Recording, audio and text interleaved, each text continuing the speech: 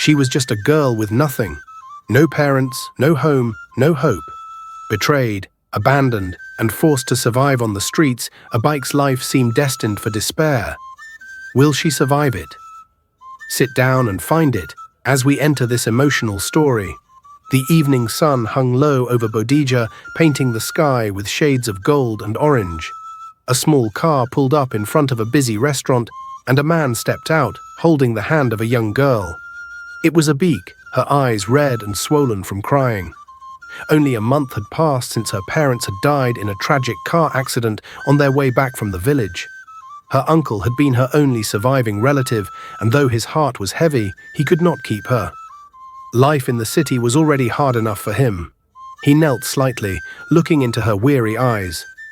"Abike, don't cry anymore," he said gently. "Iya Badmus is a good woman.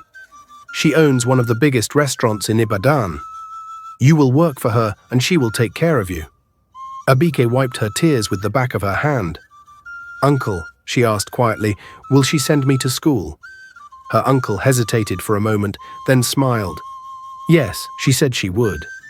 "You'll go to school after some time." When they reached the restaurant, Mama Badmus came out to meet them. She was a large woman with a commanding presence, her apron stained from a long day's work.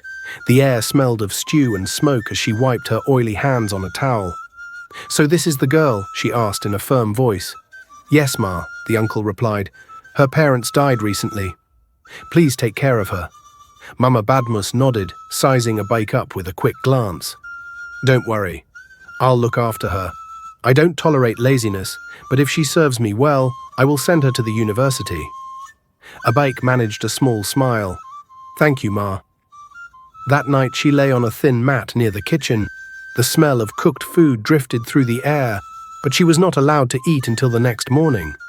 Still, as she stared at the dim light flickering from the corridor, she whispered to herself, "At least I have a roof over my head. That is something." From the next day, her new life began. She washed plates until her hands turned white. She scrubbed floors, cooked meals, and served customers from sunrise to sunset.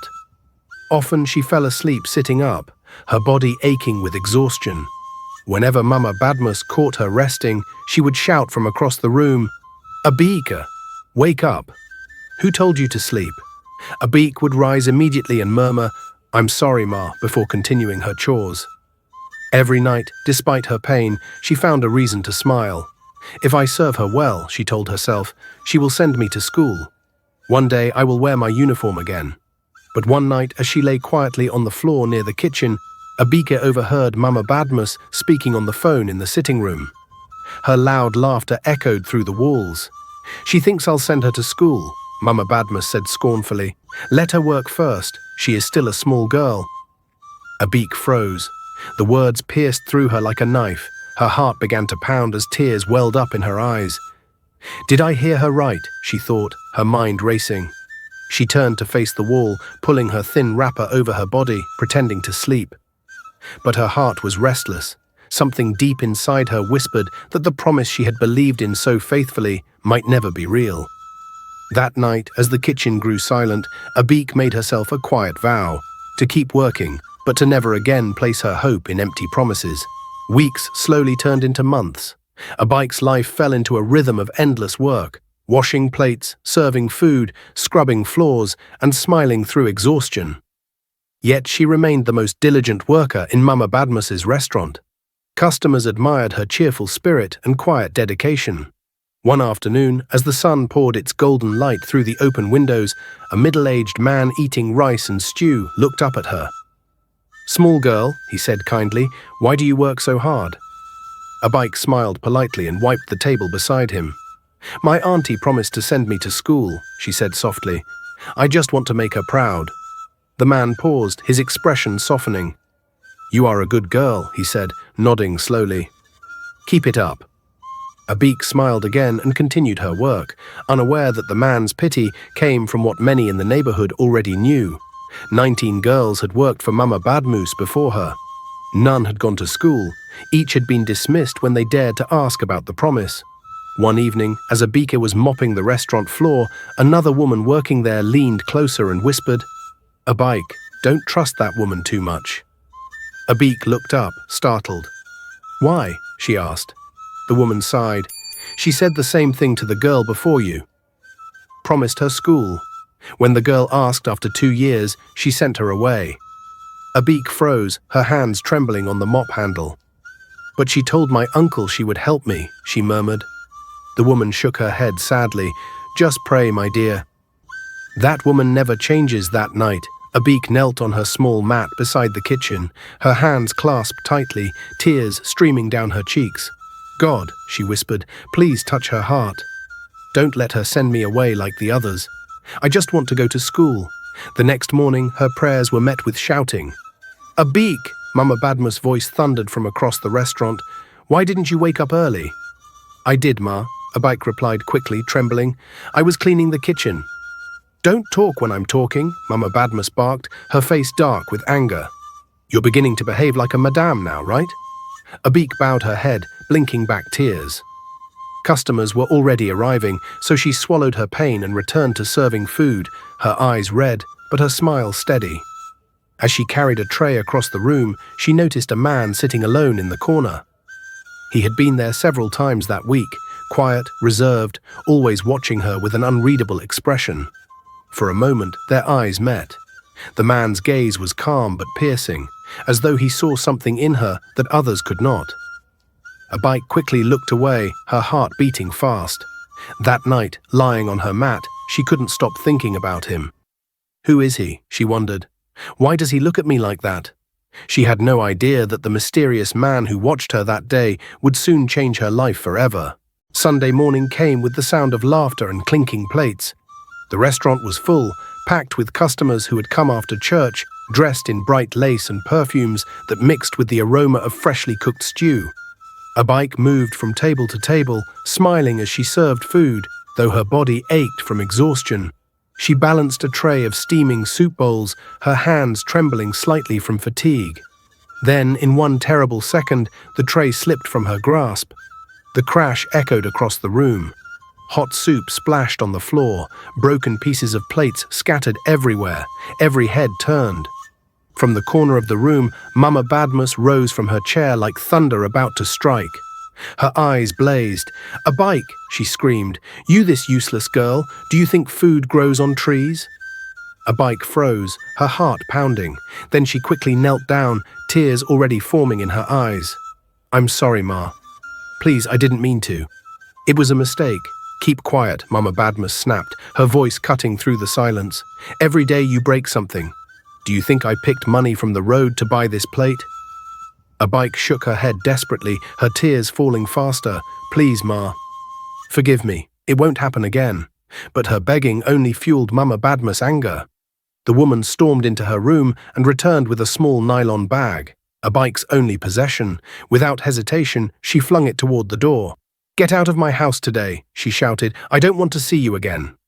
The restaurant went silent. Some customers exchanged uneasy glances. A few looked away, pity in their eyes, but no one spoke up.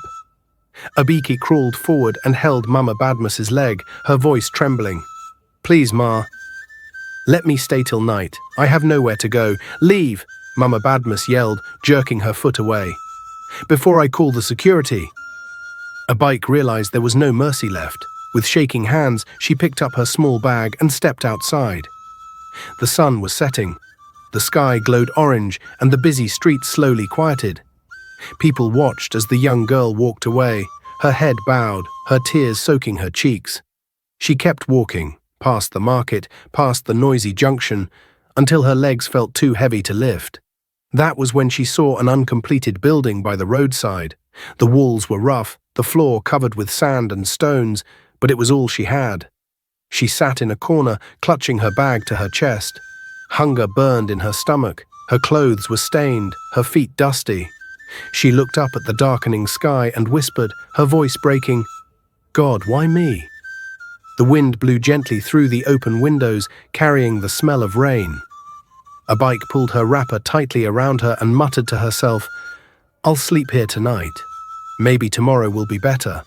But deep inside she was afraid of the night, of the emptiness, of being alone. As her eyes began to close, she heard it, footsteps outside the building. Slow, heavy, coming closer, her heart raced. Someone was there. Morning came slowly, pale sunlight filtering through the cracks in the unfinished walls. Abike stirred, her body aching from the cold, hard floor. Dust clung to her dress, and her stomach twisted painfully from hunger. She hadn't eaten since the day before. She sat still for a while, hugging her small nylon bag, when she suddenly heard footsteps and voices outside the building. "Open this place," a man's voice commanded firmly. 2 workers entered first, clearing the path for him. Startled, Abike jumped up, her heart racing. "Please, sir," she stammered, "don't be angry. I have nowhere else to stay." The man stopped. He was tall, dressed neatly in a dark suit and polished shoes, with sunglasses resting on his face. His presence filled the space with quiet authority. He looked at her carefully. "Wait," he said, frowning slightly. "Have I seen you before?" Abike's eyes dropped to the ground. "I used to work at Mama Badmus restaurant, sir," she said in a trembling voice. Recognition flickered in his eyes. "Yes. You're the young lady who always smiled while serving customers." Abike nodded weakly, tears forming in her eyes. "Yes, sir. But she sent me away yesterday. I didn't do anything wrong. I just broke 1 plate.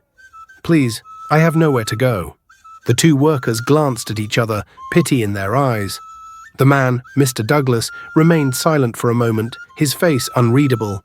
Then he asked quietly, "She sent you away just for that?"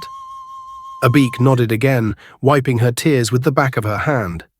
"Yes, sir." Mr. Douglas sighed deeply, looking around the empty, broken building. "So you slept here all night?" "Yes, sir," she replied softly. "I was scared, but I had nowhere else to go." For a long moment, the only sound was the wind brushing through the open walls. Then Mr. Douglas spoke gently. "My name is Mr. Douglas," he said, "and you won't sleep here tonight. Come with me." Abike hesitated, her eyes wide with disbelief. "Sir, are you sure? I don't want to cause you any trouble." He smiled kindly, the corners of his lips softening. "You've suffered enough already. Come with me, I'll find you a better place." Slowly, Abike picked up her small bag and followed him outside. The morning sun shone brighter now, and for the first time in many months, she felt a flicker of warmth and hope inside her heart. But as they walked away, a figure stood hidden behind a nearby wall, someone watching them closely. It was a familiar face from Mama Badmus's restaurant. Abike followed the man quietly, clutching her small nylon bag to her chest. Her steps were hesitant, her heart pounding. Fear crept through her thoughts. "Maybe he wants to take me to the police," she worried. "But what choice do I have?" She followed him anyway. They drove through the busy streets of Ibadan, past markets, buses and traders shouting prices, until the car turned into a quiet neighborhood lined with beautiful houses. When the vehicle finally stopped, Abike looked up and gasped softly. Before her stood a large compound with tall black gates and a wide driveway. The house behind the gate was grand, clean white walls, flower gardens, and shiny cars parked neatly in front. "Sir, is this where you live?" she asked softly, almost afraid to believe it. Mr. Douglas smiled faintly. "Yes," he replied. "You'll stay in the guest room for now." As the gate opened, Abike stepped inside slowly, her eyes wide. Everything looked spotless and elegant. Marble floors, framed pictures on the wall, and the gentle hum of air conditioning. It felt like a dream. Mr. Douglas led her to a guest room. The bed was soft, covered in white sheets. There was a clean bathroom and even a small air conditioner humming quietly in the corner. Abike stood frozen, unable to speak. "You're safe here," Mr. Douglas said gently. "Take your bath, eat something, and rest. We'll talk tomorrow." Her eyes filled with tears as she knelt before him. "Thank you, sir." "May God bless you," he smiled kindly. "Get some rest." Then he left, closing the door softly behind him. That night, Abike lay on the bed, her hands resting on her chest.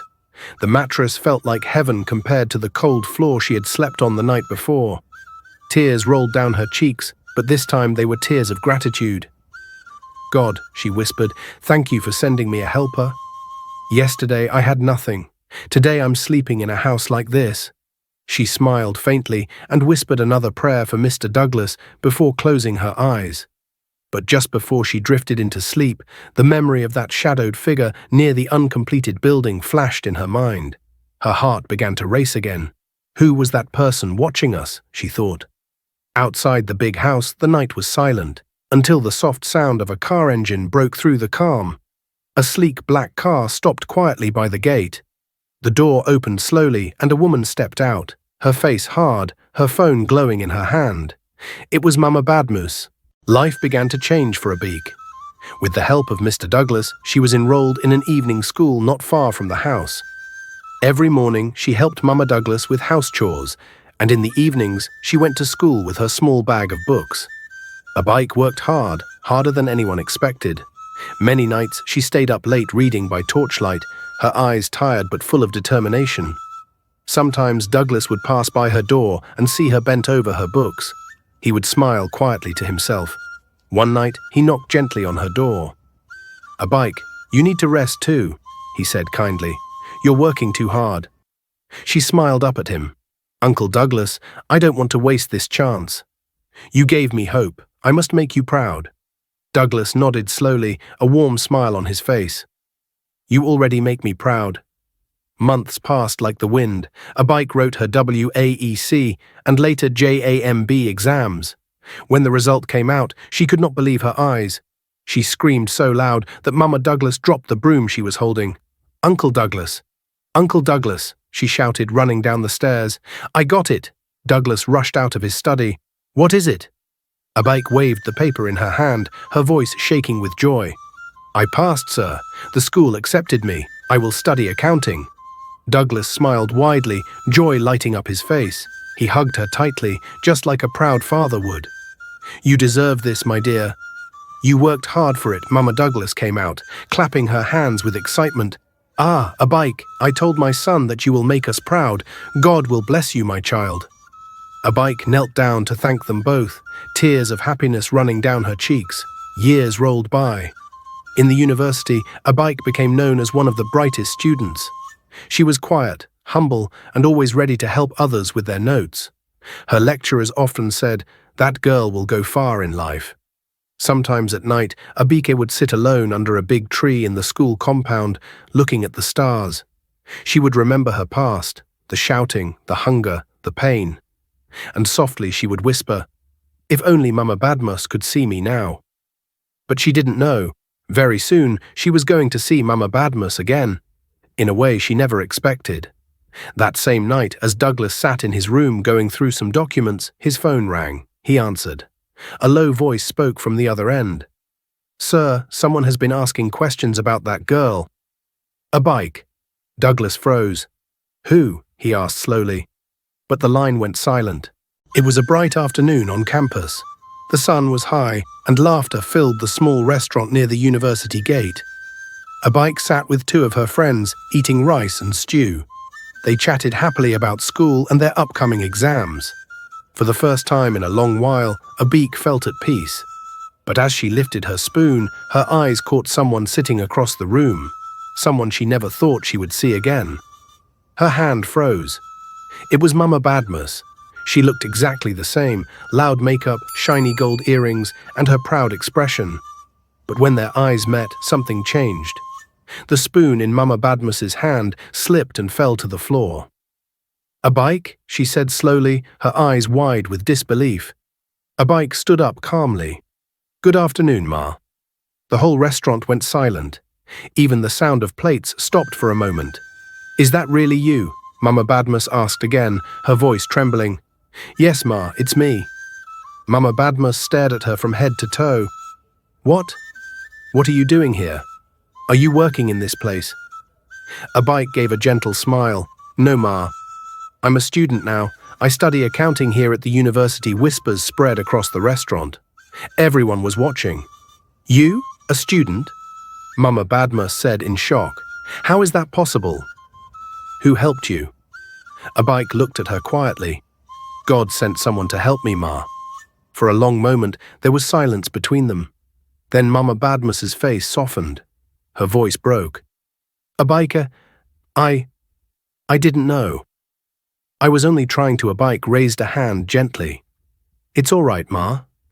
I have forgiven you. She turned and walked out slowly, her head held high. Her friends followed quietly behind her, too stunned to speak. Inside the restaurant, Mama Badmoose sat still. Tears filled her eyes as she stared at her unfinished food. For the first time in her life, she felt something she had never known before: shame. Outside the restaurant, as Abike walked down the street, a man sitting by the door picked up his phone and whispered, "Sir, I just saw the girl you asked about. She's the same one talking to that woman." Years passed like a gentle wind. Abike was no longer the frightened girl who once slept in an uncompleted building. She had become a confident, beautiful young woman, educated, strong, and full of grace. After years of hard work, the long-awaited day finally came: her graduation. The university hall was filled with proud families and students dressed in gowns. When the announcer called her name, Abike Douglas, first class in accounting. The hall erupted with cheers and applause. Douglas stood with his son Jason, clapping loudly, pride written all over his face. Mama Douglas wiped her eyes with a handkerchief, whispering, "Thank you, God." When the ceremony ended, they all rushed outside to take pictures. Laughter and camera flashes filled the air. Mama Douglas hugged Abike tightly. "My daughter," she said with a trembling voice, "you have made this family proud." "God will bless you more and more." Abike smiled, tears in her eyes. "Thank you, Mama. I couldn't have done it without you, Jason, and Uncle Douglas." That evening they held a small party at home. The sitting room glowed with soft lights. Gentle music played in the background. Guests laughed, danced, and shared food. Abike wore a simple white gown that made her look like an angel. Douglas couldn't stop watching her, the way she smiled, the way she moved with grace. She had grown into a woman far beyond what he imagined. When the guests were fewer, Douglas walked up to her. His eyes were warm. "Abike," he said softly, "you have become a woman of honor. You worked hard, you stayed humble, and you never forgot where you came from. I'm proud of you." Abike smiled shyly. "Thank you, sir. You gave me a chance when no one else did." Douglas took a slow breath and looked deep into her eyes. "You're no longer that scared girl I picked up years ago. You're everything I once prayed for." Before Abike could understand his words, Douglas knelt down on one knee. Gasps filled the room. He opened a small box. Inside was a shining silver ring. "Abike," he said in a trembling but steady voice, "will you marry me?" The room went silent. Mama Douglas covered her mouth in shock. Jason looked at his father, confused and surprised. Guests whispered among themselves.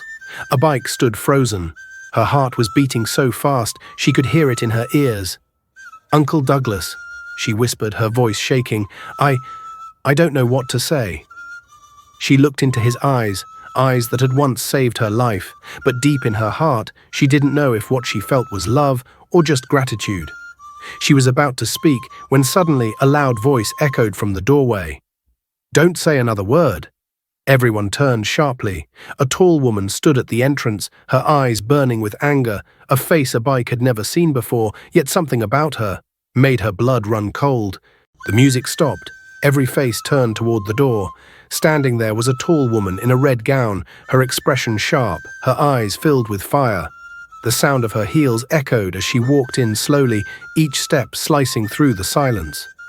"Douglas, don't you dare," she said, her voice trembling with anger. Douglas froze where he stood, the ring still in his hand. His face went pale. "Teniola?" he whispered. A cold smile formed on her lips. "Yes, Douglas." "It's me. So this is the maid you left me for?" The room erupted in low murmurs. Guests exchanged glances, whispering in disbelief. Abike stood still, her heart pounding. "Maid? Left her for?" The words echoed painfully in her head. Mama Douglas rose from her chair, her face full of shock. "Teniola, what are you doing here? You left this house years ago. You abandoned your family." Teniola laughed bitterly. "Abandoned? Oh, Mama Douglas, you make it sound so simple." "I came back to take what's mine." Douglas stood up slowly, his voice low but firm. "You have no right to walk in here and make a scene. You left, Teniola. You walked out on your son and your marriage. Why are you here now? Teniola circled the room like a predator, her eyes cold and full of secrets. You think I came back for you? She sneered. No, Douglas. I came for something far more important. Abike's breath caught in her throat. Ma, please, what are you talking about? She asked softly, confusion in her eyes. Teniola stopped and turned slowly. Her red gown swayed as she lifted her hand and pointed straight at Abike. Ask her who her real father is. The room fell deadly silent. Mama Douglas gasped and held her chest. Jason's eyes darted between his father and Abike. Douglas looked lost, his face drained of color. Abike's lips trembled. My real father, she whispered, her voice breaking. What do you mean? Teniola crossed her arms, her expression dark and triumphant. You think you know who you are, don't you? You have no idea. The man standing before you has been living a lie. And so have you. Douglas stepped forward, anger flashing in his eyes. Teniola, stop this madness. What are you talking about? She smiled again, that cruel, victorious smile. Oh, Douglas, you should have asked that question a long time ago. From her purse, she pulled out a brown envelope and dropped it on the table. It landed with a heavy thud that echoed through the quiet room.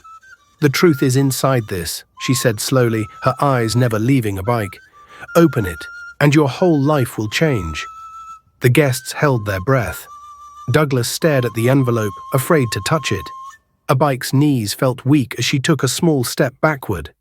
The truth, whatever it was, stood between them now like a shadow from the past, waiting to destroy everything they had built. The room was silent. The only sound was the faint ticking of the wall clock. All eyes were fixed on the brown envelope lying in the center of the table, the one Teniola had just dropped. Abike's hands trembled as she stared at it. Her heart was pounding so hard she could hear it. Sir, she whispered, her voice shaking, should I open it? Douglas swallowed hard and gave a slow nod. Yes, Abike, he said softly. Whatever it is, we will face it together. Her fingers shook as she tore open the envelope. Inside were several documents, official-looking papers stamped and signed. She unfolded the first page carefully and began to read aloud, her voice trembling with every word. This is to certify that Miss Abike Alade is the only surviving daughter of Mr. Adedayo Alade, late businessman. All funds, properties, and assets under his name are to be transferred to his only child, Abike Alade. The paper fell from her hand. Her eyes widened. My father, she whispered in disbelief. I have a father. Douglas knelt beside her and gently took her shaking hands. His own eyes were wet. It's true, Abike, he said quietly. You are his only child. This means everything that man owned. It belongs to you. The guests gasped softly. Mama Douglas pressed her hand to her chest, speechless. So she's not just a poor girl, she murmured. She's a real heiress. Abike couldn't stop the tears streaming down her cheeks. Her thoughts raced. The long nights she slept on the cold floor, the days she went hungry, the times she prayed for a miracle. Now she finally understood why life had spared her again and again. She looked up at Douglas and whispered, all this time, I thought I had nothing. But I had a story, and God never forgot me. Douglas smiled gently, his eyes full of pride. Abike, you've always been rich, not in money, but in heart. Now it's time for the world to see who you really are. We'll make sure you get everything that belongs to you. For a brief moment, hope filled the room, but Teniola's cold laughter cut through the silence. She leaned forward slightly, her smile sharp and bitter. Don't celebrate yet, she said slowly. The bank will not release the money easily. There are people waiting to claim it. You'll have to fight for every kobo. Her words lingered in the air like a dark cloud. Abike's tears dried on her cheeks. She lifted her chin and met Teniola's eyes with quiet strength. I've fought all my life, she said firmly. If I must fight again, I will. The morning sun shone softly over Lagos as Abike and Douglas stepped into the tall glass building. The air inside the bank was cold, and the polished floor reflected their shoes as they walked toward the manager's office. The manager, a middle-aged man with sharp eyes and a well-trimmed beard, looked up from his desk. The moment his gaze met Douglas's, he froze in surprise. "Douglas, what brings you here?" he asked, standing halfway from his seat. Douglas didn't waste time. His voice was calm but firm. "I came for the file of the late Mr. Adedayo Alade," he said. "That account belongs to my client, Miss Abike Alade." The manager frowned, glancing between them with unease. "That account has been locked for years," he said slowly. "No one has been able to access it." Abike took a hesitant step forward. Her hands trembled slightly as she spoke. "Sir, that was my father's money," she said softly. "He thought of me. I am his daughter." For a moment, silence filled the room. The ticking of the clock grew louder. Then the manager's expression softened. Without a word, he walked to a cabinet, unlocked a drawer, and brought out a thick brown file covered in dust. He placed it gently on the table. Douglas reached out, took it, and handed it to Abike. Her fingers shook as she opened it. Inside were pages upon pages of documents, legal papers, letters, and old bank statements. The numbers on the papers were staggering. Millions of naira, growing quietly for years under her father's name. Tears welled in Abike's eyes. "So, it's true," she whispered. "My father really thought of me. Even though I never met him, he never forgot me." Douglas smiled gently, placing a reassuring hand on her shoulder. "You see, Abike, God never forgets his own. He's been watching over you all this time." Abike held the file close to her chest, as if it were the most precious thing in the world. "All these years," she said in a trembling voice, "I prayed and cried. And now this. It feels like a dream." The manager cleared his throat quietly. "There is one problem," he said. "Some people are already trying to claim part of this money. We will need solid proof that you are indeed the only child." Douglas's face hardened. "Then we will bring proof," he said firmly. "No one will take what belongs to her." Abike wiped her tears and stood tall, her voice steady now. "I'm ready," she said. "I will fight for what is mine, for what my father left for me." Just then, the office phone rang loudly, cutting through the silence. The manager picked it up, listening carefully. His face suddenly went pale. He looked up at Abike and Douglas, his voice shaking slightly. "Sir, someone is coming," he said quietly. "They say they knew Abike's father personally." Weeks passed like a long storm that refused to end. There were endless meetings, signed papers, and court hearings. Every day, Abike stood firm, no matter how tired she was. Beside her, Douglas never left, always guiding, always protecting. At last, one quiet afternoon inside the bank's boardroom, the lawyer turned to Abike with a smile. "Congratulations, Miss Abike Alade," he said warmly. "The case is settled. Everything now belongs to you." He handed her a check. The amount written on it made her hands tremble. For a moment, she just stared, her lips shaking. Then slowly, tears rolled down her cheeks. Abike fell to her knees and began to cry softly. "Thank you, Uncle Douglas," she whispered, clutching the check tightly to her chest. "You stood by me when no one else did." Douglas bent down and lifted her gently to her feet. His voice was low and full of emotion. "Abike," he said, "you are like a daughter to me, but you are also the woman I love." For a second, Abike looked into his eyes, surprised yet calm. She didn't speak. Instead, a peaceful smile spread across her face, a smile that carried both gratitude and understanding. The poor girl who once slept in an uncompleted building, the same girl who had begged for food and prayed for mercy, was now a millionaire. Her destiny had turned completely. Mama Douglas rushed to her and hugged her tightly, tears of joy streaming down her face. "You see, my daughter," she said with pride, "God never forgets those who are patient and good." Abike nodded, her voice soft but full of strength. "I will never forget where I came from," she said. "I will help children like me. I will make sure no one goes hungry or suffers alone again." They all smiled, filled with relief and joy. But as Abike stepped outside the bank, sunlight touching her face, a shadow moved quietly in the corner. Someone was standing there, watching her closely. Their eyes followed every step she took. Abike had won her freedom and her fortune, but she didn't know that danger was already waiting, closer than she could ever imagine. With the money finally in her hands, Abike didn't waste a single moment. She had one goal: to help children like herself, orphans, street kids, and young girls struggling to survive. Douglas watched her with pride. "Abike, are you sure you want to do all this?" She smiled, determination shining in her eyes.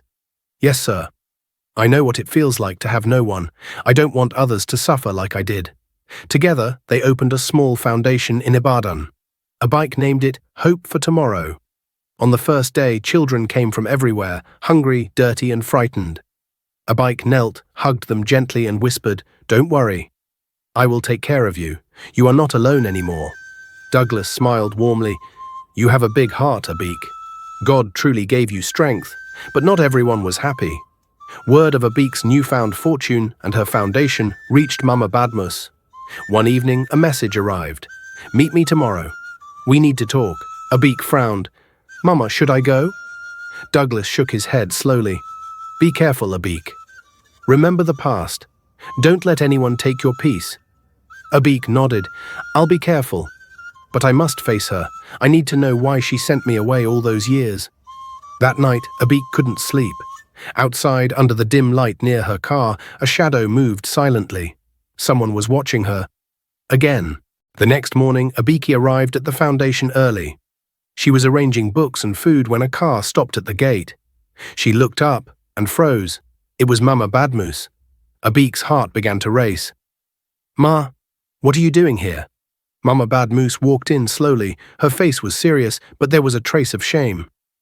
"Abike," she said, her voice trembling, I came to see what you've built. I made a terrible mistake sending you away." Abike took a deep breath. "Ma, why now? After all these years?" Mama Badmus lowered her head. "Because I've seen what you've become. You helped all these children, even after the way I treated you.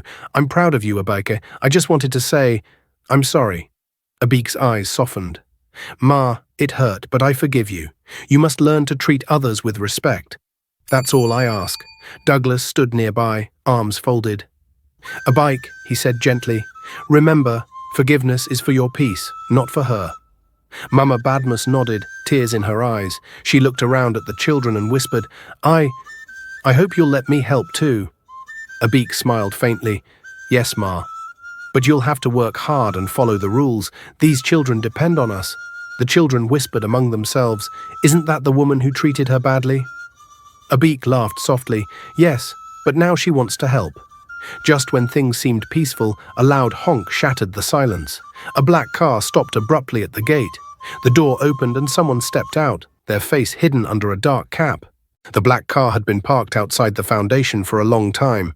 Its tinted windows reflected the morning sun, but no one came out. Abike felt uneasy. Douglas noticed and placed a gentle hand on her shoulder. "Stay calm, Abike. Don't worry about it." Moments later, the car door opened. A tall man stepped out slowly, wearing a black cap and dark sunglasses. He scanned the area before walking toward the gate. The guard stopped him. "Yes, sir? Who are you looking for?" The man's voice was calm but urgent. "I'm here to see Abike Maid." "It's very important." Abike's heartbeat quickened. "Who is it, Uncle Douglas?" Douglas frowned. "I don't know. But let's be careful." Abike walked closer to the gate. "Please, who are you?" The man lifted his cap slightly. His eyes were sharp and serious. "Abike Alade," he said quietly. "It's about your father's business. Some people are trying to steal what is rightfully yours. You need to act fast." Abike's hands began to tremble. What do you mean?" The man handed her a small brown envelope. "Read this. You'll understand." Douglas stepped forward and took the envelope. "Who sent you?" The man shook his head. "There's no time. Just be careful. Your life is about to change again." Before they could ask another question, he turned and walked away. The black car drove off, disappearing into the busy street.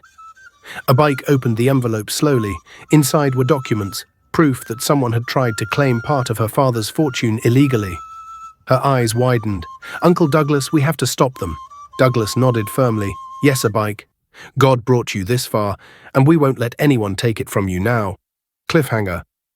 Outside, hidden in the shadows, another figure watched them from afar. A quiet voice whispered into a phone. "She knows now. But the game has only begun." Months had passed. and Abike's life had transformed completely. She had fought for her inheritance, established her foundation, and touched countless lives. Yet amidst all her achievements, her heart found a home with Douglas. One afternoon, as they watched the children play in the foundation's courtyard, Douglas gently held her hand. "Abike, you have worked so hard. You deserve happiness too," he said softly. Abike's cheeks flushed. "Uncle Douglas, you mean—" He smiled warmly. "Yes, I want us to be a family. Will you marry me?" Abike looked around at the children, their laughter echoing in the air. She felt a quiet certainty in her heart. "Yes, I will," she whispered, a radiant smile spreading across her face. The wedding was set in a grand hall in Ibadan. The day arrived, bright and filled with anticipation. Douglas's mother, Mama Douglas, and even Iya Badmos were present. Mama Badmos leaned to a friend and murmured, "I never imagined I would sit at the high table with her, my former maid, and forgive her. God, forgive me." As Abike walked down the aisle, every eye turned toward her. She looked graceful and confident, carrying the weight of her journey in her gentle smile. Douglas knelt before her, taking her hands in his. "Abike, you are my life, my love, my family," he said with emotion. Tears filled Abike's eyes. "And you are mine, Uncle Douglas. Thank you for never giving up on me." The music swelled, the hall held its breath, and just as the couple leaned in for their first kiss, a low voice whispered from the back of the hall, almost unnoticed. "They are getting married." But the past is not done with her yet. After the wedding, Abike and Douglas moved into a grand mansion. The house was filled with light, laughter, and love. Cars came and went, they traveled to Dubai, and their lives became a mix of comfort and purpose. But Abike never lost sight of what mattered most, her foundation, hope for tomorrow. She continued to care for the children, using her father's wealth to provide food, clothing, and education. Hundreds of young lives were touched by her generosity. Douglas supported her every step, quietly proud. "Abike, your heart is stronger than any money or mansion. God gave you this chance to help others," he said. They built a family together, welcoming 3 children of their own alongside Jason. Their home overflowed with laughter, learning, and warmth. Yet even in this happiness, Abike's mind often wandered to her past. The nights she slept on cold floors, the hunger, the fear. She whispered softly, "God, thank you for never forgetting me." Mama Badmus, now a changed woman, sometimes came to assist at the foundation. She watched Abike with pride, silently acknowledging the remarkable woman she had become. Despite all the joy and success, Abike could feel it deep within her. Someone from her past was still waiting, watching, ready to challenge her again. Years passed, and Abike became a celebrated figure in Ibadan and beyond. Newspapers featured her story, and young girls looked up to her as a symbol of hope and resilience. She often spoke at schools and gatherings, her voice steady and encouraging. If you have no parents, no money, or no hope, never give up. God can send someone to help you. Work hard, be kind, and your life can change. Orphans and young girls flocked to the foundation, hugging her tightly. "Abike Ma, you saved us," they said. She smiled gently. "No, God saved you. I only opened the door." Douglas, standing beside her, squeezed her hand and whispered softly, "We did this together, and we will continue helping others as long as we can." Abike watched the children laughing and playing, her heart full of joy. The girl who once slept on cold floors and begged on the streets had now become a billionaire, a wife, a mother, and a beacon of hope. Turning to Douglas, she whispered, "All those years of tears were worth it." Douglas pressed a gentle kiss to her forehead. "Yes, Abike, every single one was worth it." Abike's journey from despair to triumph reminds us that hope, courage, and kindness can change lives. What did you learn from her story, or how did it make you feel? Share your thoughts in the comments and stay tuned for more inspiring and emotional stories.